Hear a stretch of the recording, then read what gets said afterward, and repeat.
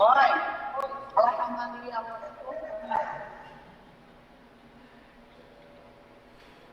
Ok, muito bem. Boa noite, pessoal. Boa noite, pessoal da live também. Agora deu certo. A gente vai dar início na nossa aula de hoje, continuando a temática disciplina de panorama do Novo Testamento, não é? Havíamos parado aqui em Parauapebas na aula de 2 aos Coríntios. E a gente vai prosseguir hoje de 1ª e 2ª aos Tessalonicenses. E aí eu vou já abrir um parêntese aqui para a gente conversar sobre as aulas do portal, as aulas que estão publicadas, saber se vocês têm alguma dúvida. Mas vamos orar antes de nós iniciarmos. Pai, nós te agradecemos por mais uma aula que nós estamos aqui para aprender da Tua Palavra, sermos habilitados, Senhor, para toda boa obra. Pedimos que o Senhor abençoe o nosso entendimento, nosso intelecto e também o nosso coração. Que saiamos daqui hoje mais capazes, Senhor, a pregar a Tua Palavra e ajudar outros que também precisam. Em nome de Jesus. Amém.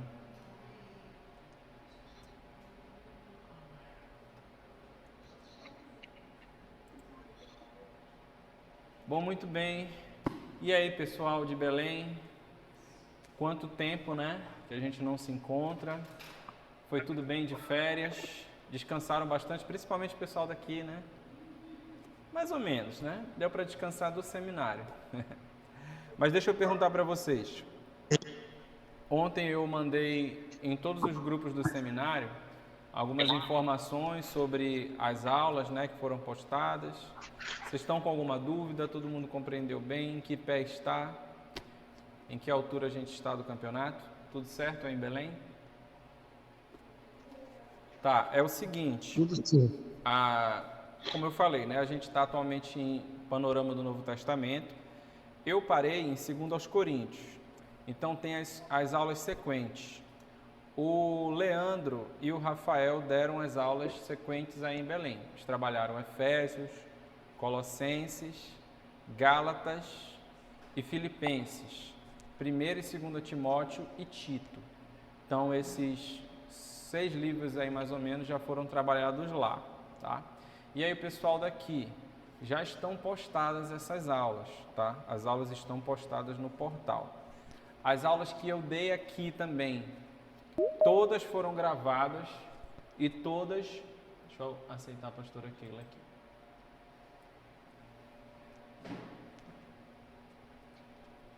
As aulas que eu dei aqui também, todas eu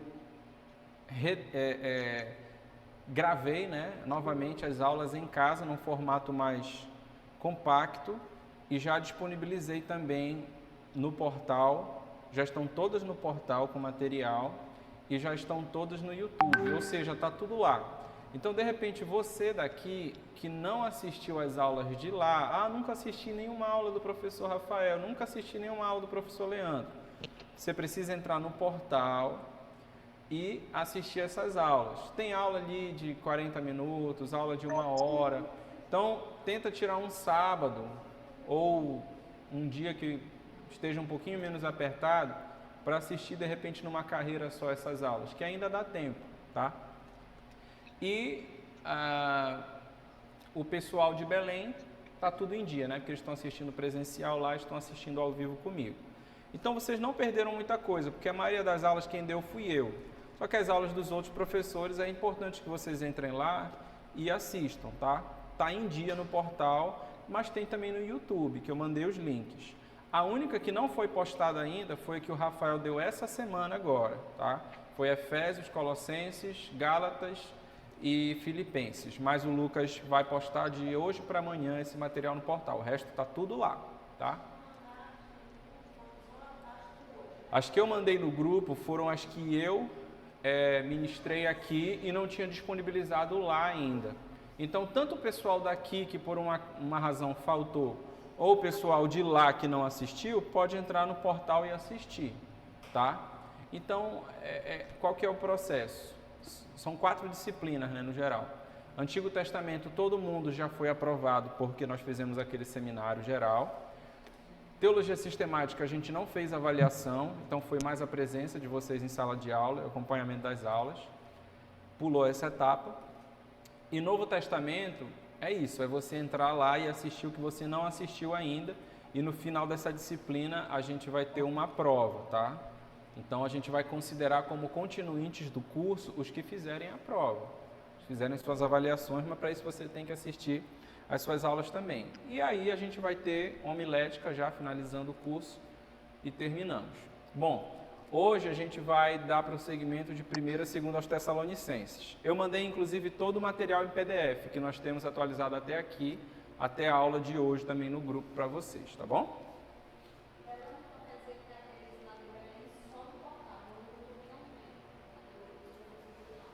Só no portal, é. As minhas tem todas no YouTube porque eu fui postando para poder facilitar, mas as deles tem no portal. Olha, deixa eu mostrar, não sei se vocês já entraram no portal alguma vez. Tá, é só vocês entrarem no e-mail lá de vocês. Na realidade, vocês têm que entrar no e-mail e clicar na opção Google Sala de Aula. Igual como eu fiz bem aqui, ó. Vou fechar aqui para mostrar para vocês. Vem bem aqui no Google.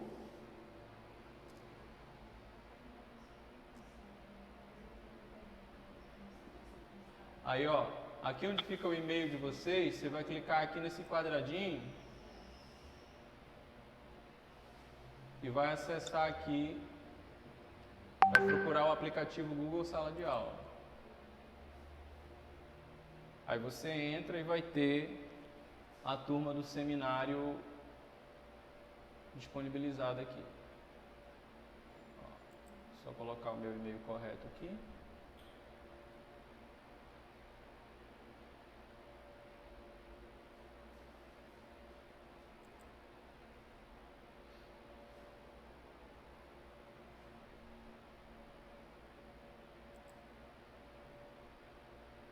Para vocês verem como que funciona, né?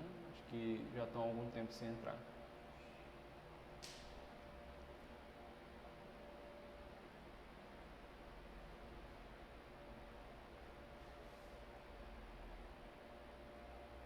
Aí tá aqui, vai aparecer Seminário Teológico. Você clica e vão ter todas as aulas aqui disponibilizadas. Ó, aula desde lá do panorama do Antigo Testamento, sistemática, está na aula 44 atualmente, tá? Aí vai ser postada do Rafael, que vai ser a 45. Então, tudo certinho lá. Tira um tempinho para assistir o que você não assistiu. Bom, hoje a gente vai prosseguir de 1º a 2º aos Tessalonicenses. São epístolas breves, então provavelmente a gente vai ser mais objetivo hoje. Deixa eu aceitar aqui.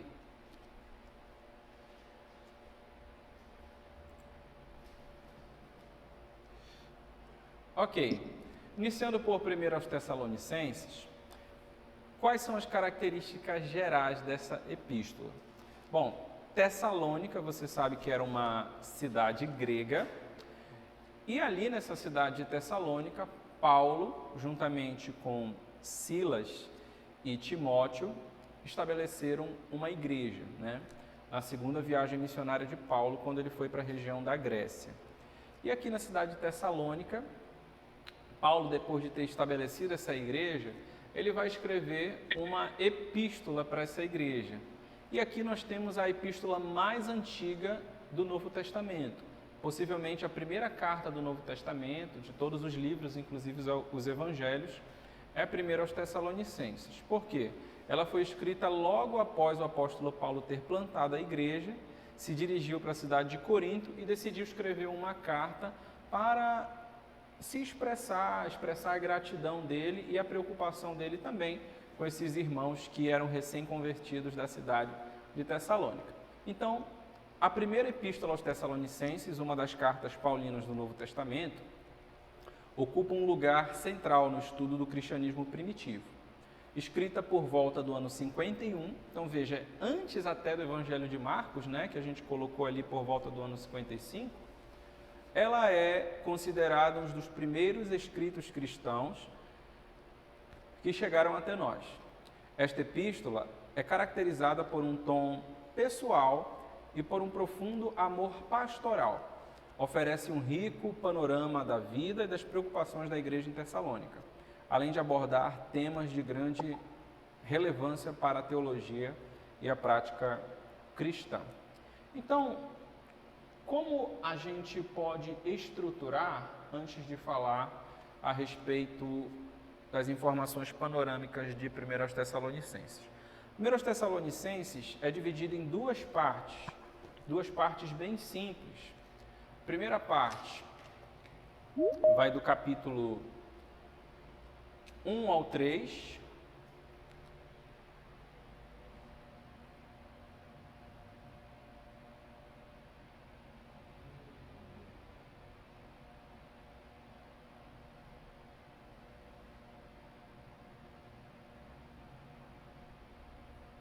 E a segunda parte vai dos capítulos.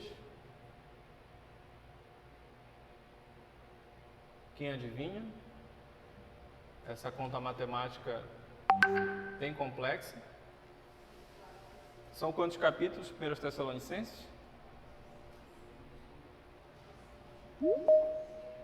5 capítulos. Então ela vai do capítulo 4 ao 5. Primeira parte da epístola nós podemos chamar de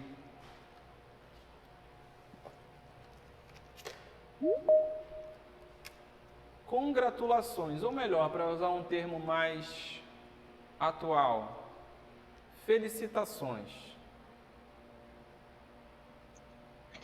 Saudação. Isso. As saudações estão dentro das felicitações. Porque Paulo ele sempre traz saudações em suas cartas, né? Inclusive é importante a gente pensar sobre isso, o pastor Manuel ter puxado essa palavra, né? Todas as cartas elas seguem uma estrutura básica, que são as saudações, né? É o prólogo, e geralmente Paulo inicia suas epístolas de um modo padrão. Graça e paz a vós outros, da parte de Deus, do nosso Pai e do nosso Senhor Jesus Cristo. E aí ele inicia falando eu, Paulo, ou eu, Paulo, Timóteo e Silvano, ou eu, Paulo, Timóteo e Tito. E aí ele vem com o conteúdo da carta e geralmente ele termina com uma doxologia. Já estou abrindo um parêntese aqui, né? Uma estrutura básica de uma epístola neotestamentária. Seriam as saudações,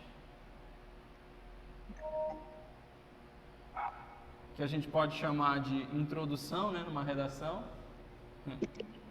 o desenvolvimento da epístola e a conclusão. Geralmente a conclusão é a doxologia. E alguém arriscaria dizer o que é uma doxologia?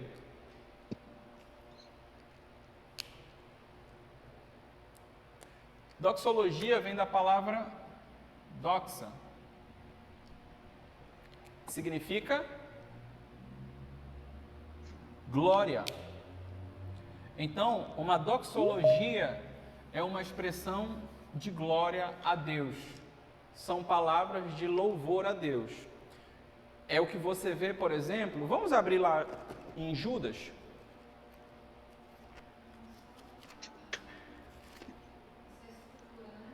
Isso.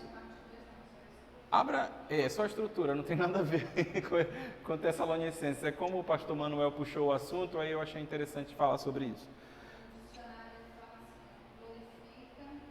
Uhum. Isso, doxologia glorifica a grandeza e a majestade divina. Por exemplo, quando você abre lá em Judas, todo mundo achou? Onde vocês acham que está a doxologia de Judas? É bem curta, né? São 24 versículos. Onde está a doxologia de Judas?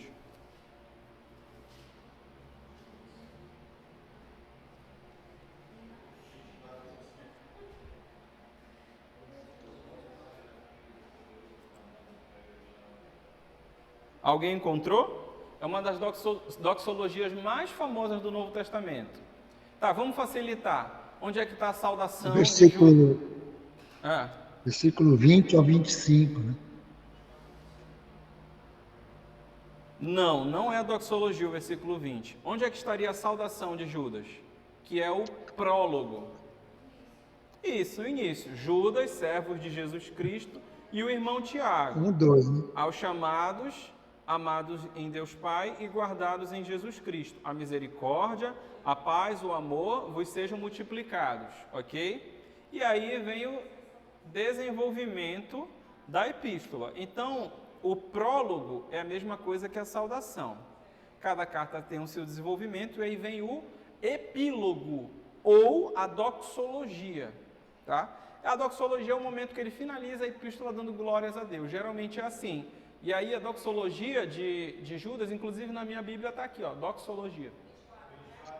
Isso, 24, 25. Ora, aquele que é poderoso para vos guardar de tropeços e para vos apresentar com exultação, imaculados diante da sua glória, ao único Deus, nosso Salvador, mediante Jesus Cristo, Senhor nosso, glória, majestade, império, soberania, ante todas as eras, agora e por todos os séculos. Amém.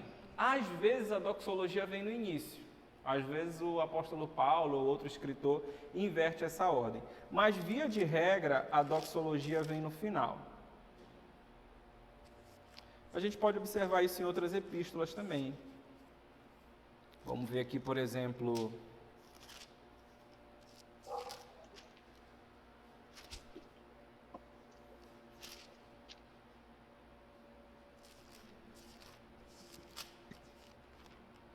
uma doxologia muito conhecida é a de Coríntios.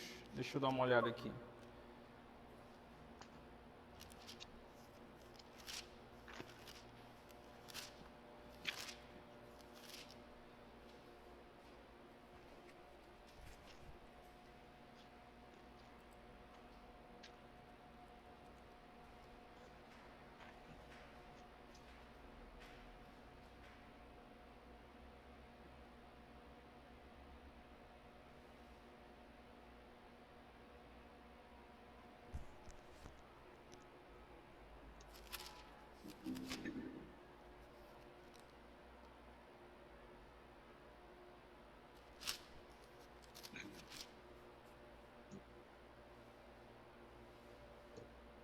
Bom, depois a gente procura com calma, mas vocês entenderam o conceito, né? A ideia é que depois a gente faz o dever de casa de encontrar outros exemplos de doxologia.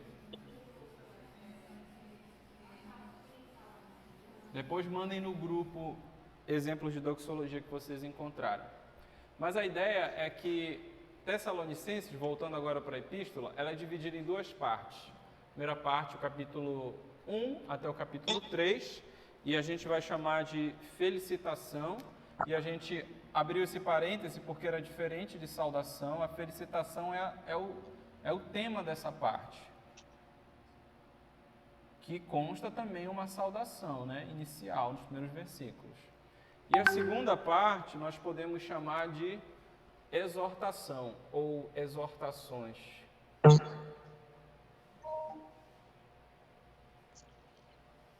O tema da primeira parte é a felicitação, o tema da segunda parte é a exortação.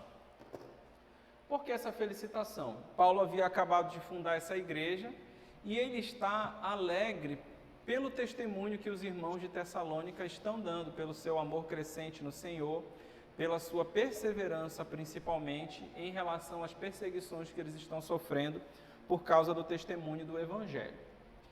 Mas Paulo não somente os consola, mas os exorta também a perseverar e fala sobre algumas condutas cristãs que os tessalônicos devem ter, como com relação à moralidade, com relação à vigilância, com relação ao trabalho.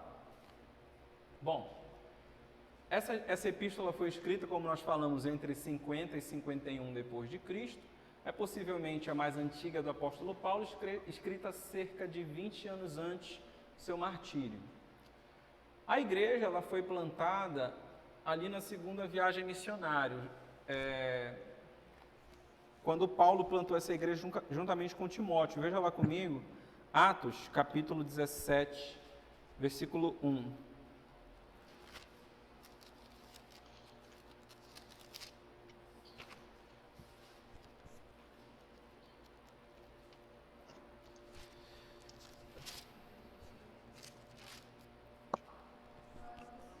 17:1. Atos 17:1. É a segunda viagem, exatamente.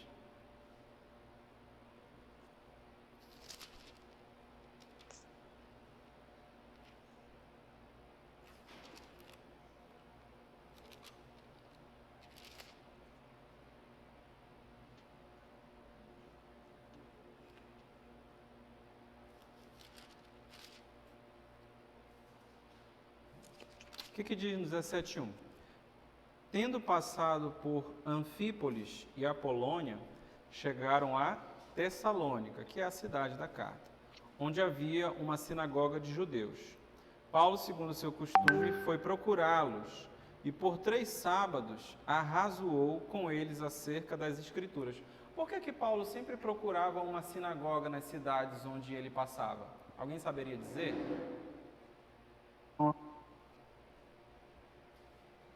Por que razão Paulo fazia questão de sempre procurar uma sinagoga? Quando ele vai em Tessalônica, quando ele vai em diversas outras cidades, você vai ver que Paulo quase sempre vai numa sinagoga. Alguém arrisca? Porque ainda não havia as comunidades cristãs. Isso. Ele está fundando, né, as comunidades cristãs. Mas por que numa sinagoga? A gente estudou isso lá em período intertestamentário, quando eu falei da figura da sinagoga e mostrei um link com Paulo. Aí você vai assistir a aula lá para lembrar. É porque em uma sinagoga era permitido, caso houvesse um visitante estrangeiro, porém judeu, que lhe fosse dada a oportunidade, era um costume de pregar uma porção da escritura hebraica naquele contexto. Então é por isso que Jesus vem de fora, por exemplo, e prega na sinagoga de Nazaré, provavelmente a convite do sumo sacerdote. E aí Paulo também, como um judeu que ele era, ele tem abertura como um convidado para falar na sinagoga. E ali possivelmente ele vai ler os profetas do Antigo Testamento e vai mostrar como eles falavam a respeito de Cristo. Então Paulo sempre vai procurar a sinagoga como um lugar estratégico, porque é uma abertura que ele tem para pregar o Evangelho. Interessante isso, né? Ele fala na 3, explicando as profecias a respeito dos sofrimentos de Cristo. Isso. Afinal de contas, ele precisava pregar uma porção do texto hebraico. E aqui ele vai explicar as profecias apontando justamente para Cristo. Versículo 3. Expondo e demonstrando ter sido necessário que o Cristo padecesse e ressurgisse dentre os mortos. E este dizia: é o Cristo, Jesus, que eu vos anuncio. Alguns deles foram persuadidos e unidos a Paulo e Silas, bem como numerosa multidão de gregos piedosos e muitas distintas mulheres. Os judeus, porém, movidos de inveja, trazendo consigo alguns homens maus, dentre a malandragem, ajuntando a turba, alvoroçaram a cidade, assaltando a casa de Jason, onde Paulo estava hospedado, né? Procuravam trazê-los para o meio do povo. Porém, não os encontrando, arrastaram Jason e alguns irmãos perante as autoridades, clamando: estes que têm transtornado o mundo, que é uma figura de linguagem, né? O mundo, chegaram também aqui, os quais Jason hospedou. Todos estes procedem contra os decretos de César, afirmando ser Jesus outro rei. Afinal, o único rei lá era César, né? Tanto a multidão como as autoridades ficaram agitadas ao ouvirem estas palavras. Contudo, soltaram Jason e os mais após terem recebido deles a fiança estipulada. E logo durante a noite, os irmãos enviaram Paulo e Silas para a Bereia. Ali chegados, dirigiram-se à sinagoga dos judeus. Olha, saíram de Tessalônica e foram enviados para a Bereia por causa do alvoroço. E foram de novo para onde? Para a sinagoga. Ora, estes da Bereia eram mais nobres que os de Tessalônica, pois receberam a palavra com toda a avidez, examinando as Escrituras todos os dias, para ver se as coisas eram de fato assim. Interessante, eles são classificados de mais nobres, porque eles olhavam para a Escritura para ver se de fato o que Paulo falava era verdadeiro. Então, é um ato de nobreza você abrir a Bíblia e, num espírito de zelo, atestar se aquilo que o pregador está dizendo é verdade ou não. É sua função, inclusive. Com isto, muitos deles creram, mulheres gregas de alta posição e não poucos homens. Mas logo que os judeus de Tessalônica souberam que a palavra de Deus era anunciada por Paulo, também em Bereia, foram lá excitar e perturbar o povo. Então os irmãos promoveram sem detença a partida de Paulo para os lados do mar. Porém Silas e Timóteo continuaram ali. Os responsáveis por Paulo levaram-no até Atenas e regressaram trazendo ordem a Silas e a Timóteo para que o mais depressa fossem ter com ele. Então, Paulo havia plantado esta igreja juntamente com Timóteo, como a gente viu aqui, não foi? Através da pregação na sinagoga. E depois de terem seguido para Bereia, é porque está dando uns problemas de configuração aqui nesse slide, está engolindo umas palavras. Paulo foi expulso da cidade. Saíram de Tessalônica, foram para Bereia pregar o evangelho. Os judeus não gostaram e fizeram com que Paulo fosse expulso para a cidade, sendo encaminhado para Atenas. Versículo 18. Os responsáveis por Paulo levaram-no até Atenas. Permanecendo ali Silas e Timóteo. Versículo 15. Os responsáveis por Paulo levaram-no até Atenas e regressaram trazendo ordens a Silas e a Timóteo para que o mais depressa forem ter com ele. Então, Silas e Timóteo permaneceram e Paulo foi para Atenas. Timóteo juntou-se a Paulo em Atenas e foi enviado para Tessalônica para visitar os irmãos de lá, trazendo um relatório positivo para o apóstolo Paulo, que é a razão dessa epístola. Então, depois que Paulo foi expulso de Bereia, Timóteo e Silas permaneceram ali em Bereia. Depois, Timóteo vai e encontra-se com Paulo em Atenas. E ele é enviado para Tessalônica para saber se aqueles irmãos que tinham recebido a mensagem do Evangelho estavam bem. E aí Timóteo volta trazendo um relatório positivo, já na cidade de Corinto. E aí Paulo decide então escrever uma epístola para quê? Felicitar eles porque eles estão permanecendo no Evangelho, mas também exortá-los a respeito da perseverança. Deu para entender basicamente aqui o contexto? Quer ver? Veja comigo aqui 1 Tessalonicenses 3:1.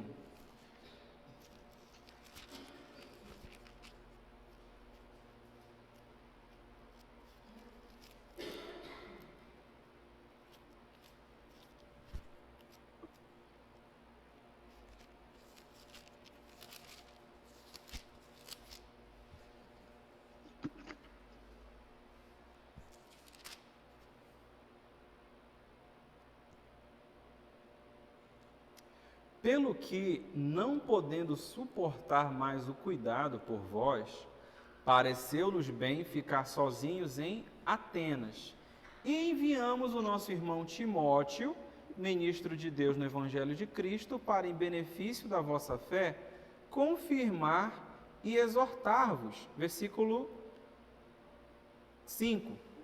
Foi por isso que, já não me sendo mais possível continuar esperando, mandei indagar o estado da vossa fé, temendo que o tentador vos provasse e se tornasse inútil o nosso labor. Agora, porém, com o regresso de Timóteo, vindo do vosso meio, trazendo-nos boas notícias da vossa fé e do vosso amor, e ainda que sempre guardais a grata lembrança de nós, desejando muito ver-nos, como aliás também a vós outros. Versículo 7. Sim, irmãos, por isso fomos consolados acerca de vós pela vossa fé, apesar de todas as nossas privações e tribulações. Então fica claro aqui que Paulo enviou Timóteo para a cidade de Atenas quando ele foi expulso de Bereia, como ele diz aqui, já não podendo mais esperar, enviei Timóteo de Atenas para Tessalônica para saber como vocês estavam. E recebi um relatório positivo, por isso estou me alegrando com vocês. Todo mundo entendeu o contexto da escrita da epístola? Todo mundo entendeu? Ok. Então, Paulo fundou a igreja em Tessalônica e ele foi posteriormente para que cidade? Atenas. Bereia. Ok? Bereia. Pregou o evangelho na cidade de Bereia, na sinagoga, e de lá ele foi? Para Atenas, porque foi expulso pelos judeus. Timóteo e Silas permaneceram em Bereia, ok? Posteriormente se encontraram com Paulo, conforme lemos agora em 1 Tessalonicenses 3:1, em Atenas, mas Paulo estava angustiado para saber como estavam aqueles irmãos lá de Tessalônica e mandou Timóteo lá para receber um relatório. Diz o texto que Timóteo trouxe respostas positivas, e então Paulo se alegra e escreve a primeira parte de Tessalonicenses, felicitando os irmãos por terem permanecido na fé. E a segunda parte vão ser as exortações. Cidade de Tessalônica, a capital da Macedônia. Macedônia era uma cidade importante grega, na realidade uma província grega importante. Ficava na Via Egnácia, que era uma estrada romana muito importante, qual Paulo passou algumas vezes, e era a principal artéria que ligava Roma ao Oriente. A cidade contava com seu próprio governo, encabeçada por politarcas, que eram reis estabelecidos por Roma para governar a cidade no lugar deles, e também tinha uma colônia judaica, como nós vimos aqui a figura da sinagoga. Então, a primeira parte, congratulações. Paulo, Silvano e Timóteo iniciam a carta com uma saudação calorosa à igreja em Tessalônica. Eles expressam sua profunda gratidão por sua fé, amor e esperança, destacando a firmeza e crescimento da comunidade cristã. Exortações. Paulo passa das palavras de consolo para a advertência, segunda parte, a respeito da moralidade, do amor, diante da parousia. E aí, gente, o que é parousia? Isso você sabe. Presença do Senhor. Isso. Parousia diz respeito a que doutrina teológica, que área da teologia? Falamos... Escatologia. Isso, falamos muito essa palavra. Parousia é a presença. Falou em parousia é a segunda vinda de Jesus, o retorno de Cristo. Falou em parousia é o retorno de Cristo, beleza? Então, vamos examinar alguns versículos e eu quero que vocês leiam comigo a respeito dessa primeira sessão. Primeira sessão maior de Tessalonicenses consiste de congratulações aos crentes de Tessalônica por motivo de sua conversão e progresso na vida cristã. Capítulos 1 ao 3. A fidelidade que demonstraram, mesmo em meio à perseguição, estava servindo de excelente exemplo para os demais cristãos da Macedônia e da Acaia. O que é Acaia? Quando você lê lá no texto bíblico, Acaia é Grécia, tá? Mesma coisa. Então eu queria que a Poliana lesse 1, de 2 a 10, por favor. Primeiro aos Tessalonicenses. 1, de 2 a 10. Pode, deixa eu só me aproximar de ti, para os demais poderem ouvir aqui no microfone e irem acompanhando a Bíblia deles. Pode começar.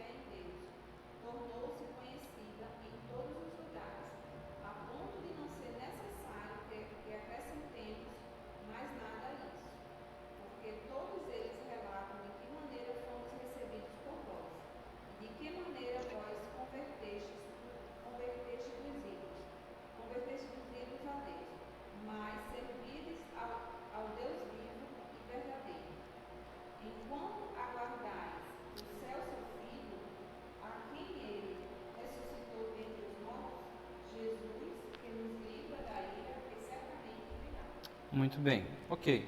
Então, o que vocês perceberam aí nesses primeiros 10 versículos, dessa primeira parte de 1 Tessalonicenses? Ok. Ele está falando dos judeus, Ok. falando que o evangelho vocês compreendem, né, o Uhum.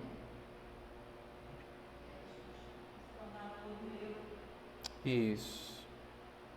Versículo 7, muito importante. De sorte que vos tornastes o modelo para todos os crentes na Macedônia e na Acaia, que é a Grécia, né? Então, Paulo está fazendo uma ação de graças aqui. Ele está louvando a Deus, versículo 2, damos sempre graças a Deus por todos vós. Então, o tom é de felicitação. Ele é como um pastor que está se alegrando com as suas ovelhas que converteram-se a Jesus e estão perseverando. Eu queria que o Rafael Flores lesse para a gente agora do versículo do capítulo 2, versículo 13 e 14. Temos mais uma razão para incessantemente dar graças a Deus. É que ao receberem a palavra que de nós ouviram, que é de Deus, vocês a acolheram não como palavra humana, e sim como em verdade é a palavra de Deus, a qual está atuando eficazmente de vocês, os que creem. Tanto é assim, irmãos, que vocês se tornaram imitadores das igrejas de Deus, que se encontram na Judéia e que estão em Cristo Jesus, porque também vocês sofreram da parte de seus patrícios as mesmas coisas que eles, por sua vez, sofreram dos judeus. Ok, versículo 13 e 14. Então, é interessante aqui, mais uma vez, ele está felicitando, né? O tom inteiro dessa primeira sessão é esse. Só que ele se alegra aqui com os irmãos de Tessalônica, porque tal como os judeus, os irmãos de...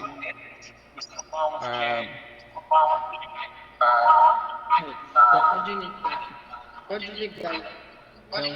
Tem alguém com o microfone ligado.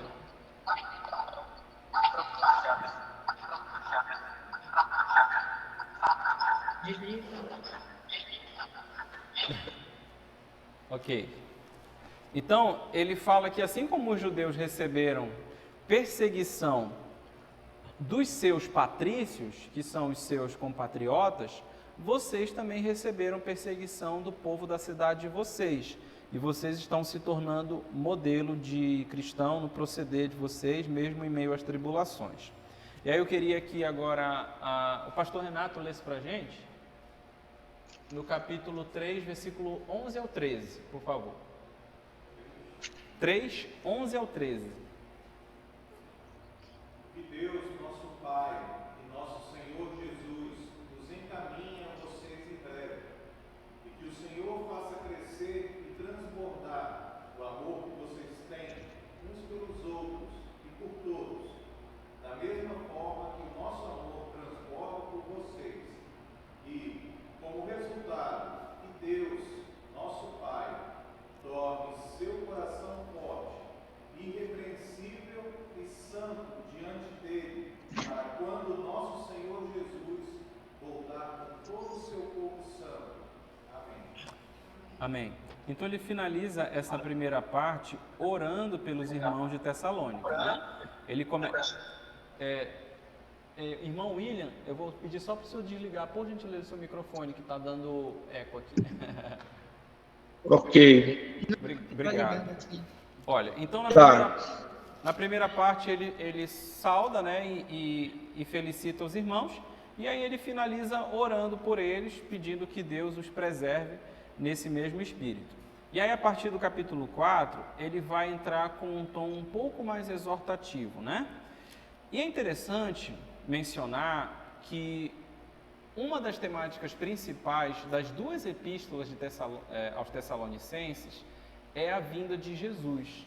Então, pensou em Tessalonicenses, pensa na temática da escatologia também.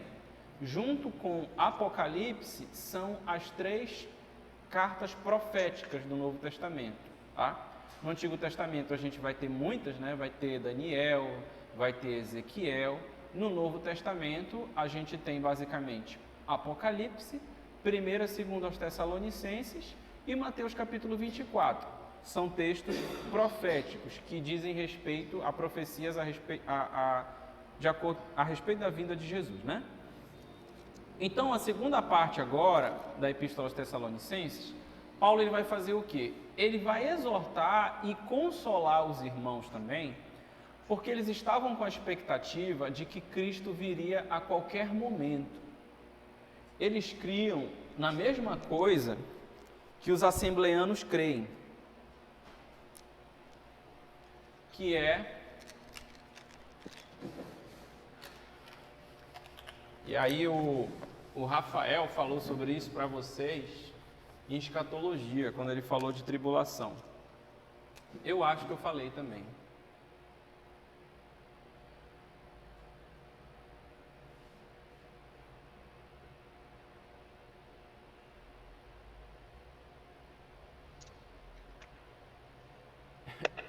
Os assembleanos creem na doutrina da iminência.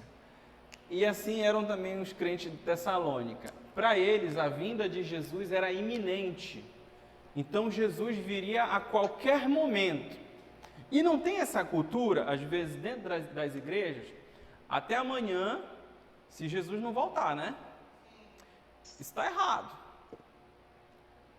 Até semana que vem, claro, se Jesus não voltar. Porque Jesus pode voltar a qualquer momento. Nós, das comunidades cristãs, somos lembrando o que com relação à tribulação?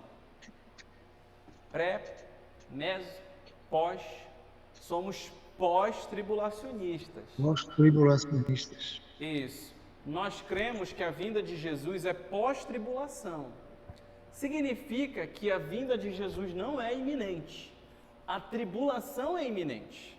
A tribulação pode acontecer a qualquer momento, amanhã. Mas ela ainda tem um percurso de 7 anos. 3 anos e meio da primeira parte, 3 anos e meio da segunda parte. É por isso que a vinda de Jesus não é iminente, mas os eventos relacionados à vinda de Jesus são iminentes. Por que a vinda de Jesus não pode ser iminente? Por que Jesus não pode voltar amanhã? Porque tem que acontecer a tribulação antes de Jesus voltar. Já apareceu o anticristo? Não de forma escancarada. Nós já estamos nos 7 anos ou 3 anos e meio da grande tribulação? Não.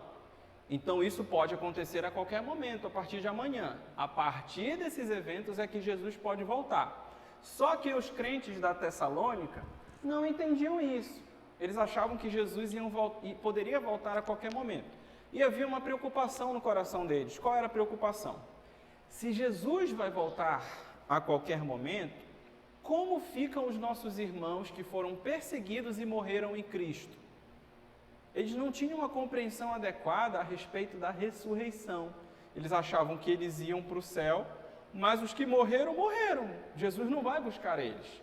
E aí Paulo vai escrever boa parte dessa segunda carta para corrigir a percepção escatológica que eles tinham.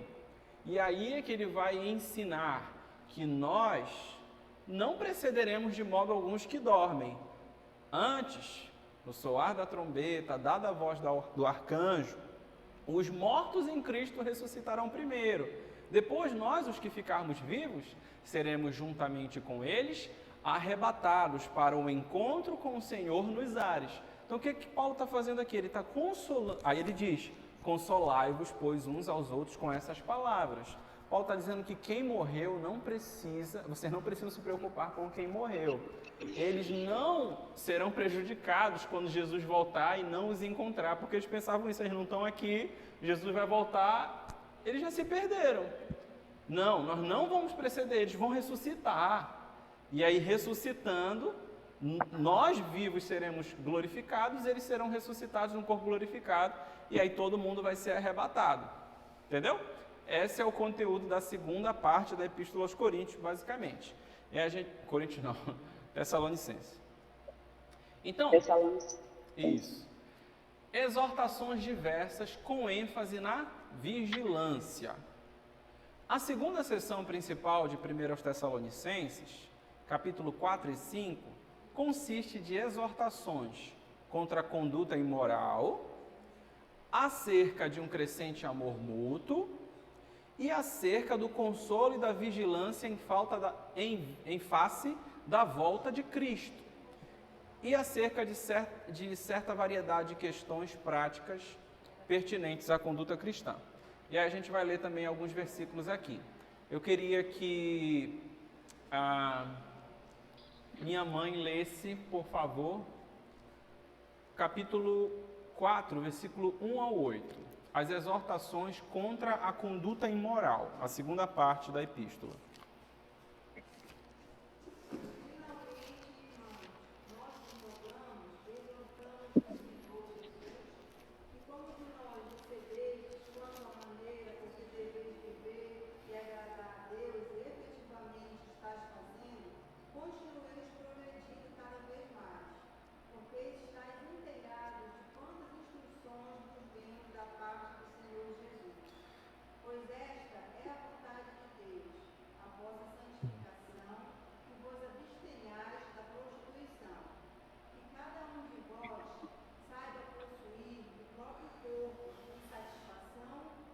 Santificação e honra. Não com desejo de lascívia, como os gentios que não conhecem a Deus. E que nesta matéria ninguém ofenda nem defraude a seu irmão, porque o Senhor, contra todas estas coisas, como antes vos avisamos e testificamos, claramente é o vingador. Porquanto Deus não nos chamou para a impureza, e sim para a santificação. Exarte, quem rejeita estas coisas, não rejeita o homem, e sim a Deus, que também vos dá o seu Espírito Santo. Ok, então veja só, é bem simples, né, a compreensão da estrutura de Tessalonicenses. Capítulo 1, 2 e 3 foi só o que nós falamos, felicitações e alegria de Paulo. E aí, a segunda sessão, capítulo 4, ele inicia dando uma exortação. Qual é a exortação? A respeito da prática da santidade, a respeito de uma conduta moral, com ênfase aqui na sexualidade, gente. Uma sexualidade santa. Porque veja o que ele diz no versículo 4. Cada um, 3. Pois essa é a vontade de Deus, a vossa santificação, que vos abstenhais da porneia, prostituição, todo tipo de ato sexual libidinoso, que é fora do casamento. Que cada um vos saiba possuir o próprio corpo em santificação e honra, não com desejo de lascívia, como os gentios que não conhecem a Deus. Que nesta matéria, aí entra uma exortação muito pesada. Ninguém ofenda nem defraude o seu irmão. O que é defraudar? É você ofender a santidade de Deus no corpo do seu irmão. Você tirar a pureza do seu irmão, você ter algum tipo de relação com o seu irmão sem que ele seja seu marido ou sua esposa. Uma relação imoral. Porque o Senhor, contra todas estas coisas, como antes vos avisamos e testificamos, claramente é vingador. Então, olha, Deus vai se vingar de você se você defraudar o seu irmão. Pesado isso. Porquanto Deus não nos chamou para a impureza, e sim para a santificação. E aí ele diz, quem rejeita essas coisas não rejeita o homem, sim a Deus, que também vos dá o seu Espírito Santo. Então, primeira parte, a exortação quanto à conduta moral. Segunda exortação, aí eu queria que alguém da live lesse, por favor, alguém que se voluntaria aí para ler. 4, 9 a 11. 4, 9 a 11.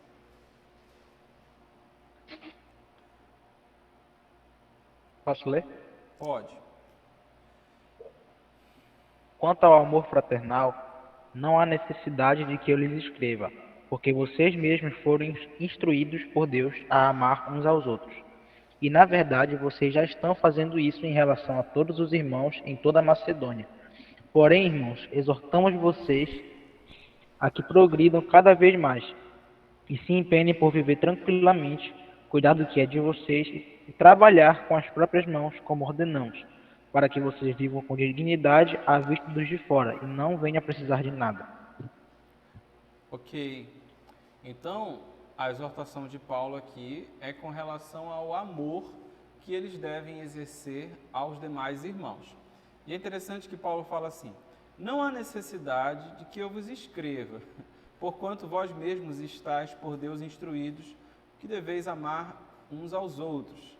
E aí ele vem exortando eles a progredir. Tipo assim, sabe quando você diz, olha, não preciso eu te falar sobre isso, mas já falando, então não é necessário que eu vos escreva, mas eu estou falando sobre isso.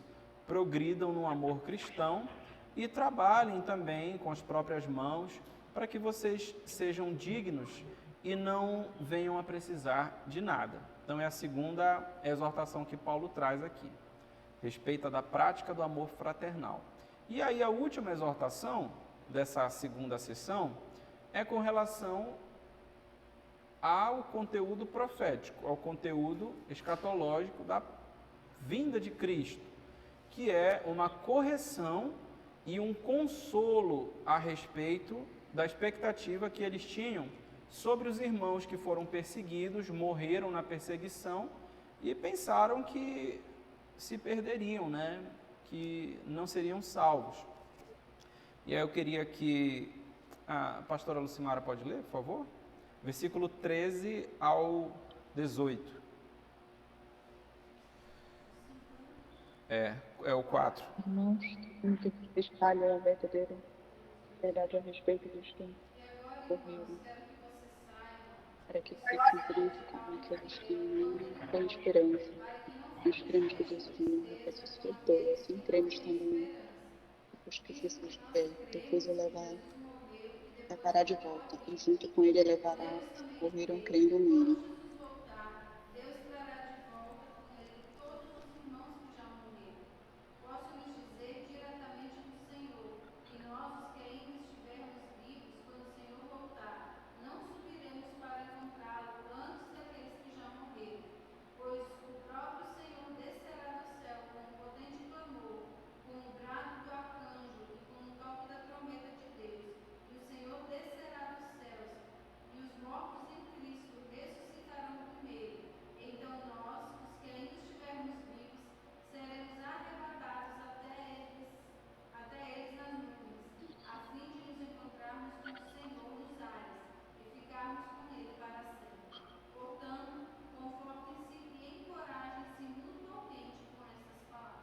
Muito bem.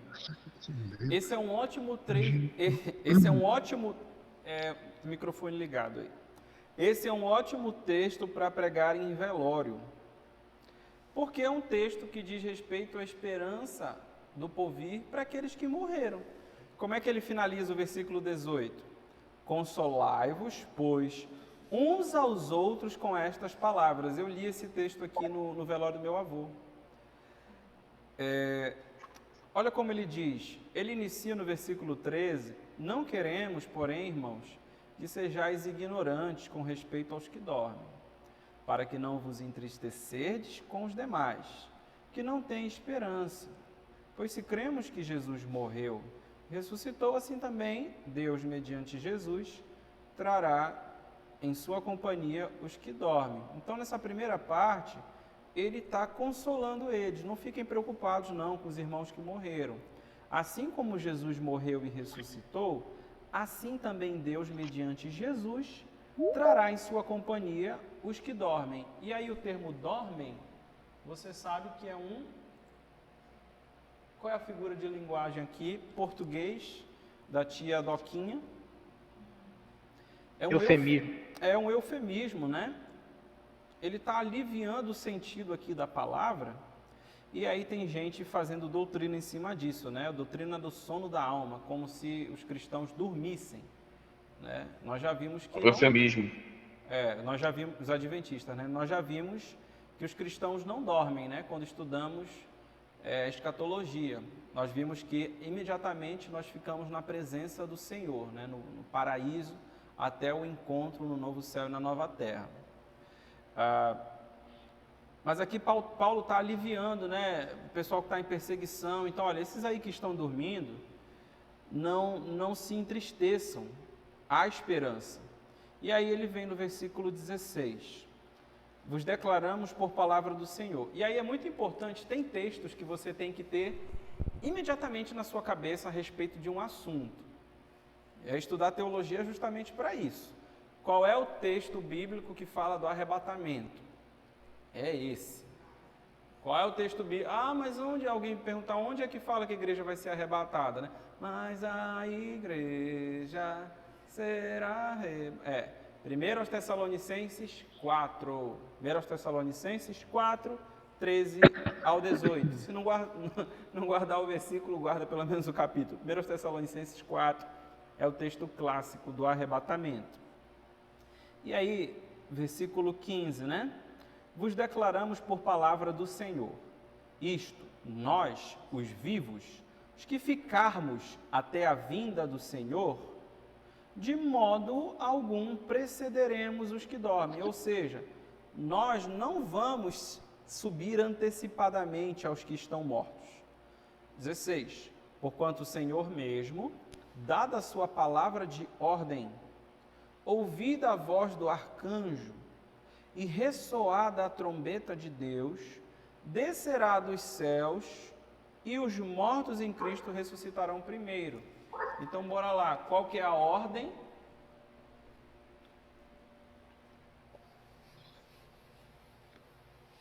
Primeiro ressuscitam os mortos. Primeiro ressuscitam os mortos. Isso. Depois é que vem o arrebatamento. E é bom observar que tem duas trombetas aí, né? A trombeta de Deus e a trombeta e a voz do arcanjo, são duas. Ele fala, dada, no versículo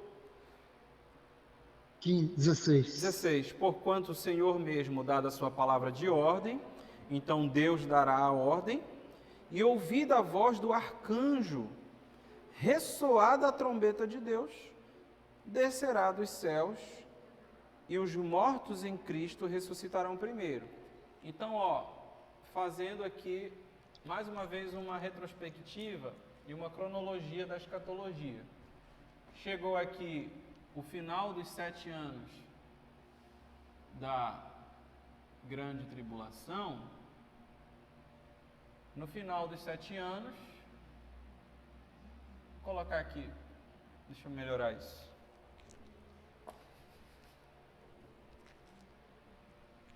Aqui é a grande tribulação.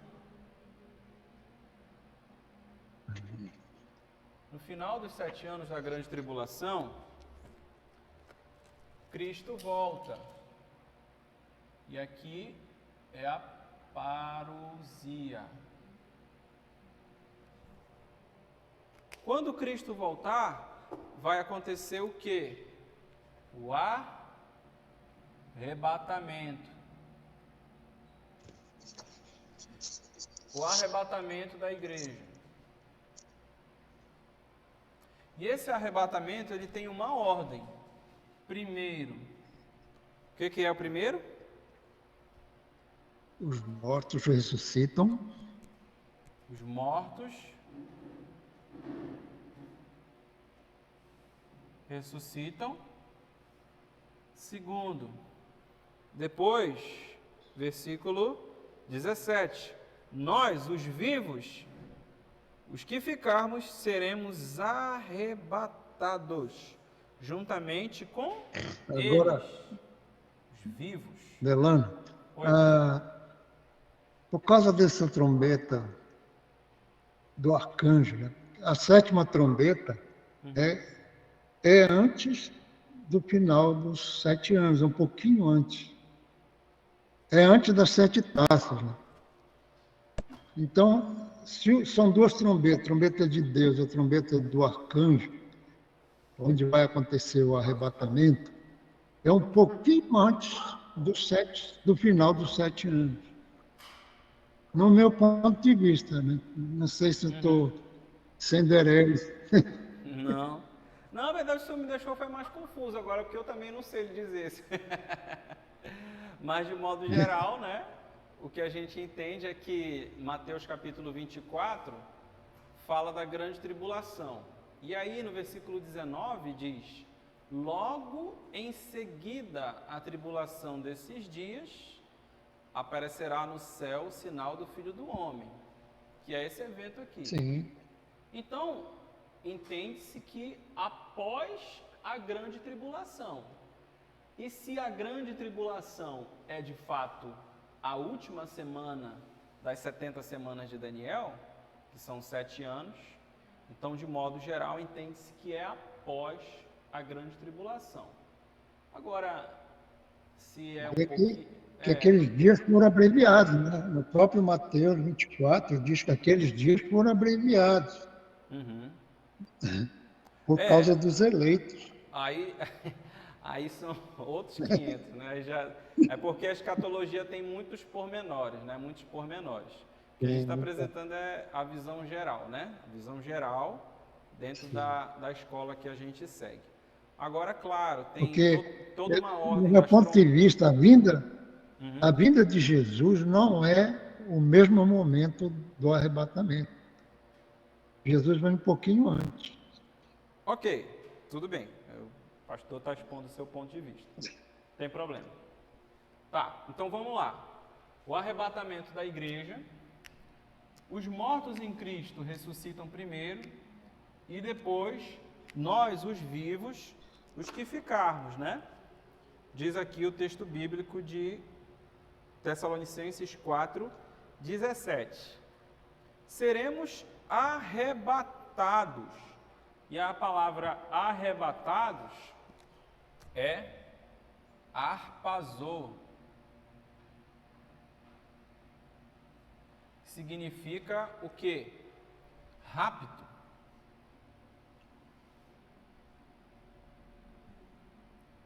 Ok? Todo mundo aí? Beleza? Então, a palavra arpazô é a palavra para rápido. É a mesma ideia de um sequestro, né? Nós seremos tirados. É literalmente traduzido por rápido ou arrebatados, né? E ele continua o versículo dizendo: juntamente com eles entre nuvens para o encontro do Senhor nos ares. E aí a palavra encontro é a palavra apânteses no grego. Apanteses. Isso, apanteses ou apânteses.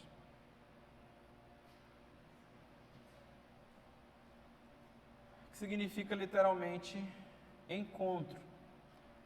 Aí outra percepção equivocada a respeito desse encontro com o Senhor nos ares é a percepção de que nós seremos arrebatados e aí a gente vai se encontrar com o Senhor nos ares para ficar lá, não é? Ou seja, vamos a ser arrebatados para o céu. Só que o sentido de apânteses ou apanteses não é esse, o sentido de encontro.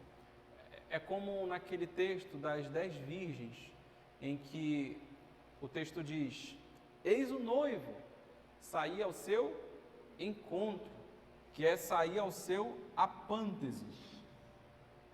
As damas de honra, as damas lá do texto, as virgens, saíram ao encontro do noivo e voltaram com ele para o lugar do casamento. Esse termo era usado no mundo romano e grego quando um governante de fora estava vindo para encontrar-se com a cidade, visitar a cidade, né? O Darcy está fora e ele veio aqui em Parauapebas. E a cidade, os cidadãos da cidade, saíam ao encontro desse representante onde? Na porta da cidade, e vinham numa comitiva de volta para dentro com ele. Então, o sentido de apânteses é encontrar-se com alguém para vir numa comitiva, num desfile, né, glorioso de volta para dentro da cidade. Então, vai sair todo mundo para encontrar o prefeito lá encarreado. Tô fora, né? Ainda mais nesse período. Mas aí o que a gente pode aplicar disso com relação à vinda de Jesus? é que nós seremos raptados e iremos encontrar com o Senhor nos ares para voltar com Ele para a terra. Isso, então é um novo céu, uma nova terra, a terra transformada. Não é para ficar no céu, é para vir de volta para a terra.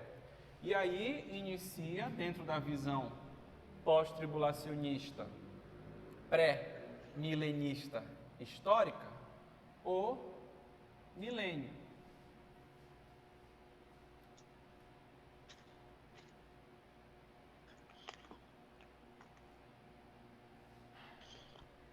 E por que pré-milenista? Porque vem antes do milênio. Isso, porque a vinda de Jesus é pré-milênio e é pós-tribulação. Então, é pós-tribulacionista, porque Jesus vem depois da tribulação. E é pré-milenista, porque Jesus vem antes do milênio. Nós somos pós-tribulacionistas, pré-milenistas, históricos, tá? Não dispensacionalista, porque o pré-milenista dispensacionalista, ele faz uma certa confusão aqui. Ele crê que Jesus vem antes do milênio, mas antes da grande tribulação também. É a visão da Assembleia de Deus, é a visão da Quadrangular, é a visão da maioria das igrejas pentecostais. Muito bem. E aí a epístola finaliza. Alguma dúvida até aqui, gente? Algumas, né? Algumas. Quando a gente entra em escatologia surgem dúvidas, mas faz parte. O importante é você estudar, mas aqui a gente não está sendo necessariamente, não está tratando de escatologia, a gente já fez isso. A gente está tratando da estrutura dessa carta, só que um tema que ela traz é a esperança da vinda de Jesus. Então a gente já fez uma recordação aqui. E aí o capítulo 5 finaliza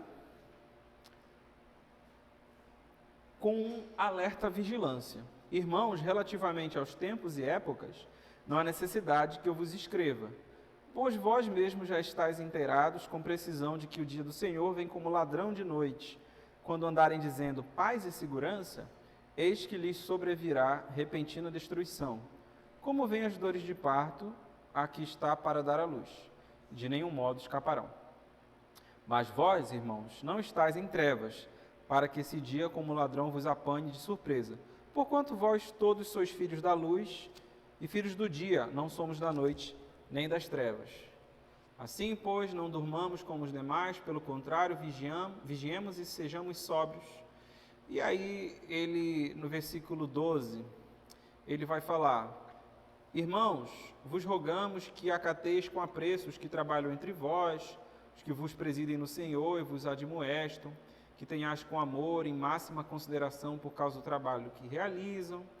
E aí ele dá uma série de orientações, versículo 16, regozijai-vos sempre, orai sem cessar, em tudo dai graças.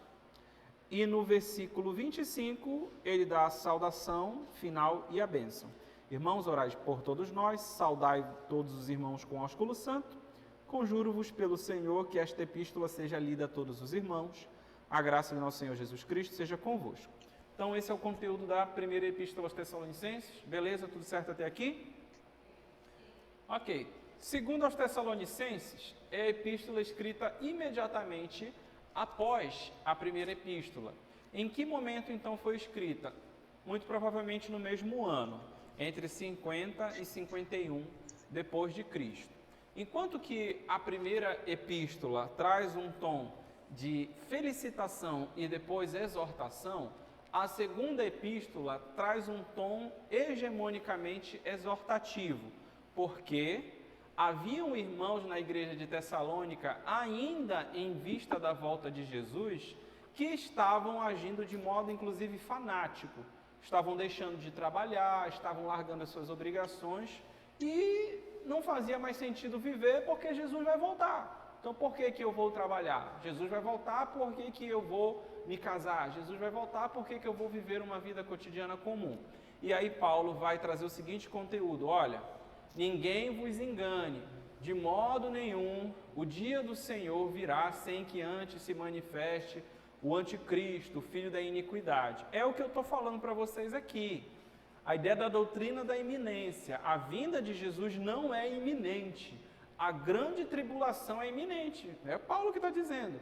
A vinda do Senhor Jesus de modo nenhum precederá antes que venha a apostasia e seja manifesto o homem da iniquidade, se assentará no trono de Deus, Então o conteúdo da segunda epístola é esse. Dizer para eles se acalmarem, voltarem a trabalhar, porque coisas vão acontecer ainda antes de Jesus voltar. Então a segunda epístola também é escatológica, mais do que a primeira. Quais as razões que nós entendemos que a segunda epístola foi escrita imediatamente após a primeira? Bom, capítulo 1, versículo 1, veja aí.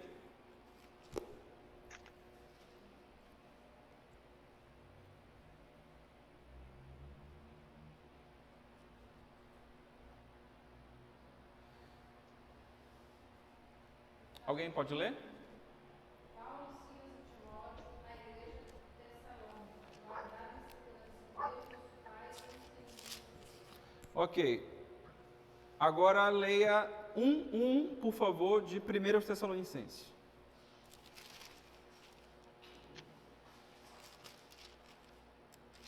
Paulo, escrito por Deus, para ser apóstolo de Cristo, e o irmão Timóteo, aos santos e fiéis irmãos em Cristo da cidade de Colossos.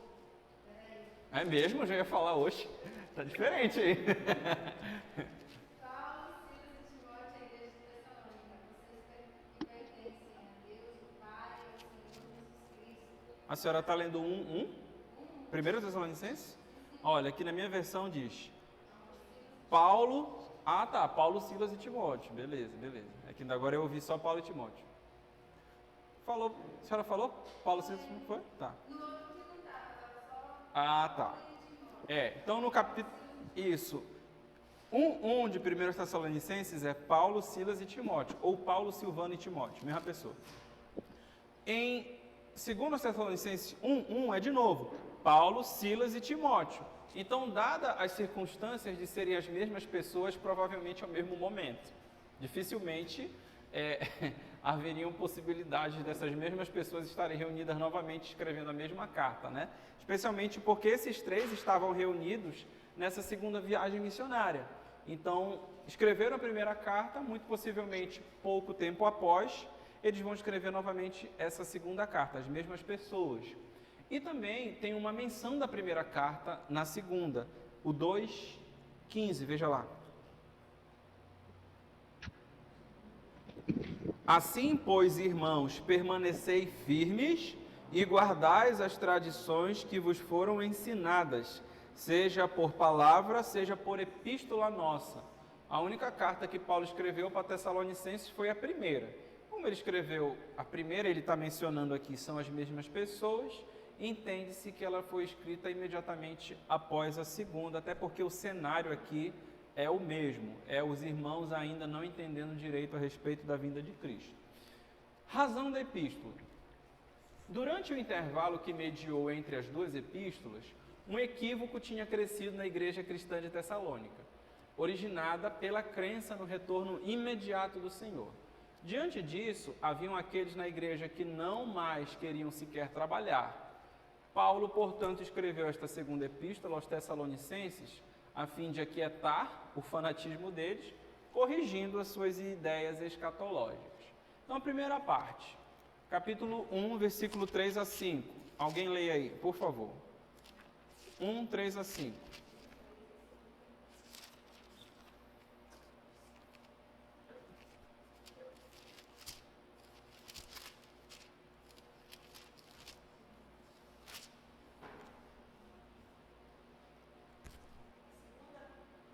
Primeira.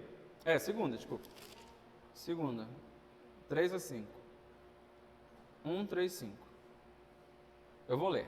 Irmãos, cumpre-nos dar sempre graças a Deus no tocante a vós outros, como é justo, pois a vossa fé cresce sobremaneira, e o vosso mútuo amor de uns para com os outros vai aumentando, a tal ponto que nós mesmos nos gloriamos de vós nas igrejas de Deus, à vista da vossa constância e fé, em todas as vossas... Poderia desligar o microfone, por favor? Em todas as vossas perseguições e nas tribulações que suportais. Sinal evidente do reto juízo de Deus, para que sejais... 5 minutos. Tem alguém com o microfone ligado aí. Está terminando já. Tá. Sinal evidente do reto juízo de Deus, para que sejais considerados dignos do reino de Deus, pelo qual com efeito estáis sofrendo. Então, olha, o momento inicial aqui da carta, Paulo, ele está mais uma vez dando glória a Deus, porque diante das tribulações, 5, sinal evidente do reto juízo de Deus, para que sejais considerados dignos do reino, pelo qual com efeito estáis sofrendo. Mesmo diante das tribulações, eles estão permanecendo. Então é muito parecida com a primeira parte da primeira. Ele inicia saudando. Deixa eu só ajeitar aqui.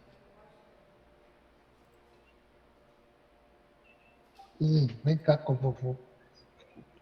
Tá, vamos lá. E aí, segunda parte é com relação ao dia do Senhor. Dia do Senhor, gente, é o termo usado lá no Antigo Testamento para a vinda de Deus, vinda de Jesus, tá? Para o fim dos tempos, para o momento do juízo final. Dia do Senhor, nós vamos encontrar essa ideia aqui no capítulo 2, versículo 1 ao 12. Irmãos, no que diz respeito à vinda do nosso Senhor Jesus Cristo e a nossa reunião com Ele, nós vos exortamos. Então, olha só. A que não vos demovais da vossa mente com facilidade, nem vos perturbeis, quer por espírito, quer por palavra, quer por epístola, como se procedesse de nós, supondo tenha chegado o dia do Senhor. Entendeu? Não vos demovais achando que o dia do Senhor chegou, seja por palavra, ou se alguém escreveu... Aqui, ó. Pastor, Como tá avião essa? pastor, o seu microfone está ligado. Oi. Até mesmo se vocês receberem uma epístola de falsos apóstolos. E aí ele diz no versículo 3, ninguém de nenhum modo vos engane, porque isto o quê? Isto o quê? Isso, o dia do Senhor.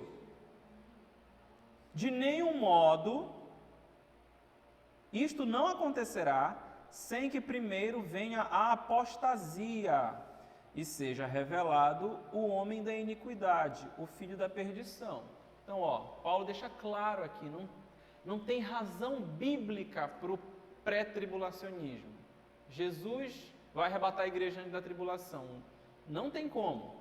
O dia do Senhor, ninguém de nenhum modo vos engane, porque isto não acontecerá sem que primeiro venha a apostasia e seja revelado o homem da iniquidade, que é o anticristo, né? E o anticristo está na grande tribulação, o filho da perdição. Então João chama de anticristo, Jesus chama de o abominável da desolação e Paulo chama de o homem da iniquidade. São nomes diferentes para o anticristo, aquele que se opõe a Cristo. E aqui o termo, o homem da iniquidade, é anomos no grego.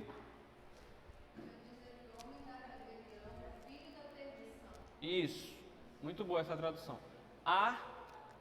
Anomos. O que é nomos? Vem de normatização, ou lei, ou norma. E o A? Pode falar.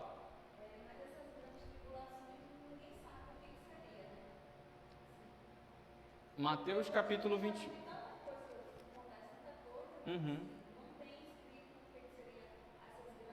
O que vai acontecer na grande tribulação? Tem. Sim, na verdade tem. Mateus capítulo 24 fala o que vai acontecer nesse momento, que a igreja vai ser perseguida, vai ser levantado um grande líder que vai tomar a posição de Deus, vai sentar no trono de Deus, vai exigir adoração, ele vai fazer um acordo de paz entre as nações, mas ele vai quebrar esse acordo e vai se manifestar como o enviado de Satanás. Seremos mortos, seremos perseguidos, tem muitas coisas que falam a respeito do que vai acontecer na grande tribulação. Aí eu vou recomendar 2 leituras, Mateus 24 inteiro,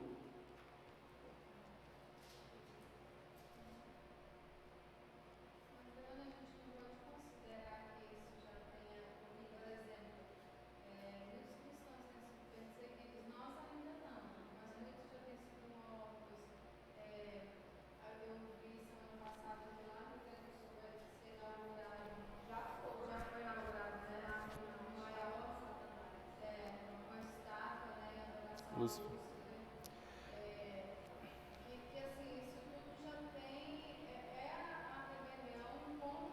Sim.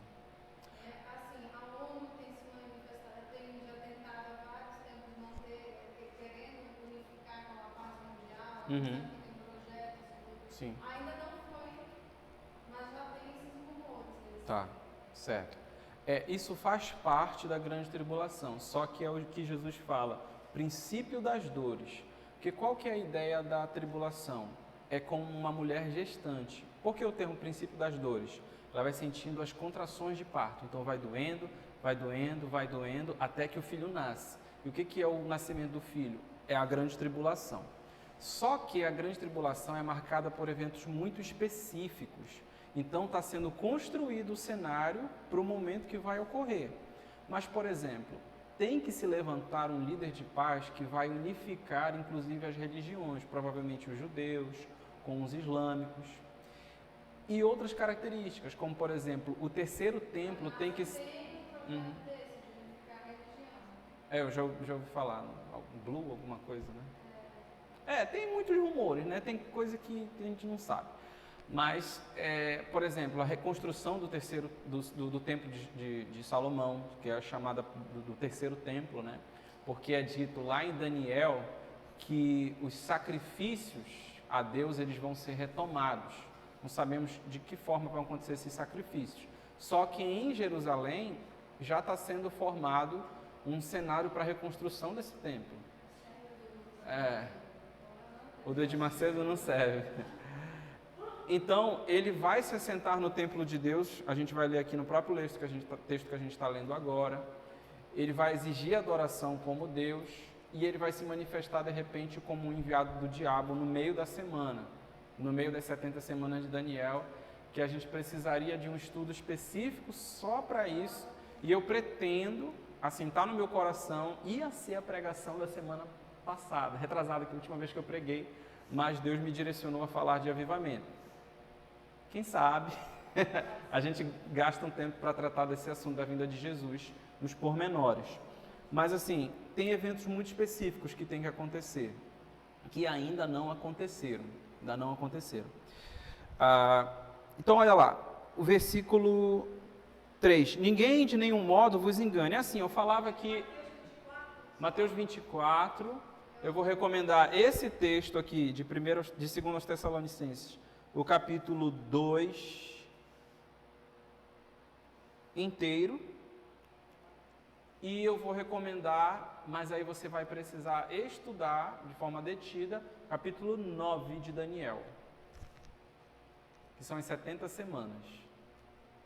Esses textos se interligam, já falei Mateus 24, né? Esses textos se interligam, dando a chave para a compreensão adequada dos eventos da grande tribulação. E vou recomendar um livro à parte que vai lhe ajudar a interpretar esses textos. A Escatologia é o nome do livro, é bem pequeno, mas muito esclarecedor, do Millard Erickson. Millard Erickson, Erickson igual a marca de celular. Erickson, Millard Erickson. E mais um, que é brasileiro mesmo. Escatologia Essencial, do Vitor Vieira. Esse livro foi lançado esses anos agora, recentemente. Escatologia Essencial, do Vitor Vieira. Beleza. E aí, só continuando aqui para a gente finalizar, o homem da iniquidade é o termo anomos. A é um prefixo de negação, que é não, né? Então é um homem sem lei, um homem sem a normatização. O que ele vai trabalhar? Ele vai trabalhar em prol do caos, ele vai trabalhar em prol da degradação das leis que de alguma forma ainda trazem um equilíbrio moral na sociedade que a gente vive. Então, o que era certo vai deixar de ser certo, vai se tornar errado. Então, já está assim, né? Faz o L, o cenário vai se formar em torno do espírito desse anticristo e até que um homem físico mesmo, escatológico, vai vir. E aí, finalizando aqui. O qual se opõe e se levanta contra tudo o que se chama Deus ou objeto de culto, a ponto de assentar-se no santuário de Deus. Olha aí, então ele tem que se assentar onde? No santuário de Deus. Mas para ele se assentar no santuário de Deus tem que ter um santuário, concorda? Não vos recordais de que ainda convosco eu costumava dizer-vos essas coisas? Não, vocês se recordam que eu falava com isso sobre vocês? Olha, Paulo falava de escatologia com a igreja. A gente não sabe o que ele falava, mas ele falava. E agora sabeis o que o detém. Só que a gente não sabe. Para que ele seja revelado somente em ocasião própria. E Paulo fala, olha, vocês se recordam que ainda convosco eu costumava dizer-vos essas coisas? E agora sabeis o que detém. Só que ele não fala o que é, porque ele já falou para eles. A gente ficou sem saber. E aí a gente não sabe o que detém ainda o anticristo. Alguns dizem é a igreja, outros dizem é o próprio Deus, outros dizem, inclusive gente muito boa, são as leis humanas boas da sociedade que trazem algum equilíbrio ainda ao mundo ocidental. Como ele é um anomos, ele vai trabalhar em prol da desconstrução dessas leis. E ele não vai mais poder ser detido, e ele vai se manifestar. São muitas possibilidades a respeito do que o detém. Aí no teu comentário bíblico deve dizer alguma coisa. Com efeito, o mistério da iniquidade já opera e aguarda somente que seja afastado aquele que agora o detém. Então será de fato revelado o iníquo, a quem o Senhor Jesus matará com o sopro da sua boca e destruirá pela manifestação da sua vinda. Ora, o aparecimento do iníquo é segundo a eficácia de Satanás. Então ele não é Satanás, é segundo Satanás. Com prodígios, com todo o poder, sinais e prodígios da mentira. E com todo engano e injustiça aos que perecem, porque não acolheram o amor da verdade para serem salvos. É por este motivo que Deus lhes manda a operação do erro para darem crédito à mentira, a fim de serem julgados todos quanto não deram crédito à verdade, e antes, pelo contrário, deleitaram-se com a injustiça. Então ele vai finalizar isso aqui a respeito uma correção para eles entenderem que algumas coisas precisam acontecer, eles têm que estar vigilantes antes da vinda de Jesus. E aí no 3, ele diz, finalmente, irmãos, orai por nós para que a palavra do Senhor se propague e seja glorificada, como também está acontecendo entre vós. E no versículo 6 ele diz, nós vos ordenamos em nome do Senhor Jesus que vos aparteis de todo irmão que anda desordenadamente, não segundo a tradição que de nós recebestes. Pois vós mesmos estáis cientes do modo por que vos convém imitar-vos, visto que nunca nos portamos desordenadamente entre vós. Nem jamais comemos o pão a custas de outrem. Pelo contrário, em labor e fadiga, de noite e de dia trabalhamos a fim de não sermos pesados a nenhum de vocês. Não porque não tivemos esse direito, mas porque temos em vista de oferecer-vos exemplo em nós mesmos para nos imitardes. Porque agora, ainda convosco, vos ordenamos isto. Se alguém não quer trabalhar, também não coma, pois se de fato estamos informados que entre vocês há pessoas que andam desordenadamente, não trabalhando, antes se intrometem na vida alheia. A eles, porém, determinamos e exortamos no Senhor Jesus Cristo que, trabalhando tranquilamente, comam seu próprio pão. E vós, irmãos, não vos canseis de fazer o bem. Caso alguém não preste obediência à nossa palavra dada por esta epístola, anotai-o e nem vos associeis com ele, para que fique envergonhado. Todavia, não o considere por inimigo, mas adverti-o como irmão. E aí ele finaliza a epístola basicamente saudando os irmãos. Então deu para entender a divisão de 2 aos Tessalonicenses? É basicamente um texto único, é só uma temática aqui, na verdade 2 temáticas, né? A vinda de Jesus que vai vir, portanto vigiem, mas não vivam de forma fanática, porque tem gente que nem quer trabalhar mais, porque Jesus vai voltar. Então trabalhem, se essa pessoa não trabalhar, que ela nem coma, e nem vos associeis com eles, mas também não considera como um inimigo, advertir ele como um irmão em Cristo. Então essa segunda epístola é um complemento da primeira, em que ele estava consolando eles a respeito dos que dormiam, mas que também seriam ressuscitados. Beleza, deu para entender 1º e 2º Tessalonicenses? E aí, a partir dessa compreensão, você lê o texto em casa, numa sentada, vai lá no seu sofazinho, lê 1º Tessalonicenses, tá, lê 2º Tessalonicenses, beleza, entendi, para fixar conhecimento na sua mente, e semana que vem a gente prossegue, tá bom? Obrigado, pessoal, um abraço e fiquem com Deus. Tchau, tchau.